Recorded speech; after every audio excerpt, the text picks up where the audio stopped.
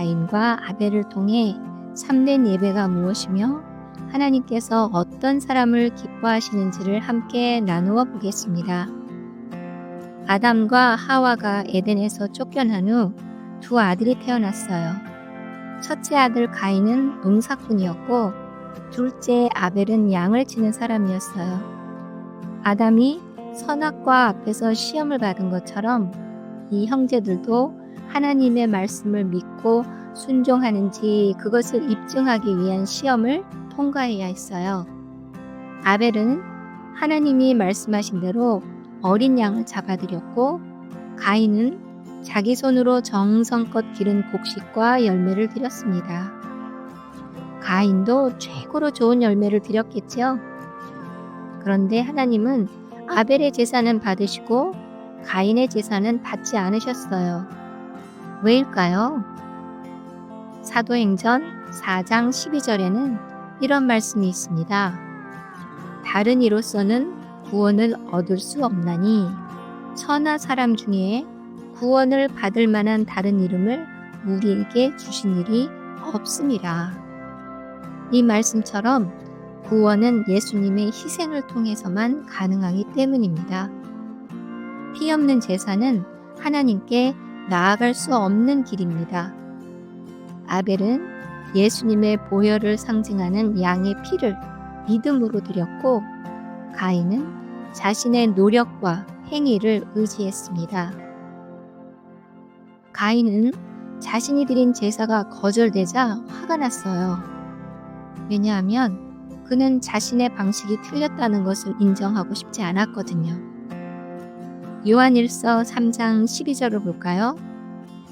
자기 행위는 악하고 그 아우의 행위는 의로움이라 그러므로 그를 죽였느니라 라고 했어요. 악을 행하는 자마다 빛을 미워하여 빛으로 오지 아니하나니 이는 그 행위가 드러날까 함이라. 요한복음 3장 20절 말씀입니다. 아벨은 하나님의 뜻에 순종하여 의로운 길을 택했고 가인은 하나님의 뜻이 아니라 자기 생각을 따르다 결국 분노와 질투에 사로잡히게 되었어요. 저희에게 자유를 준다고 하여도 자신은 멸망의 종들이니 누구든지 진 자는 이긴 자의 종이 됨이니라. 베드로후서 2장 19절 말씀입니다. 가인은 자유롭게 예배드리는 것 같았지만 사실은 죄의 종이 되어 있었던 거예요. 너무 안타까운 일이죠. 아벨은 단지 양 한 마리를 드린 것이 아니에요. 그는 자신의 죄를 깨닫고 장차 오실 예수님을 믿는 믿음으로 드렸습니다. 믿음이 그의 행함과 함께 일하고 행함으로 믿음이 온전하게 되었느니라. 야고보서 2장 22절. 그에 비해 가인은 말로는 하나님을 믿는다고 하지만 실제로는 하나님의 명령을 따르지 않았습니다. 요한일서 2장 4절 말씀 볼게요. 하나님을 아노라 하고 그의 계명을 지키지 아니하는 자는 거짓말하는 자요 진리가 그 속에 있지 아니하되. 말과 예배보다 하나님을 향한 순종과 믿음이 더 중요하다는 것을 보여줍니다.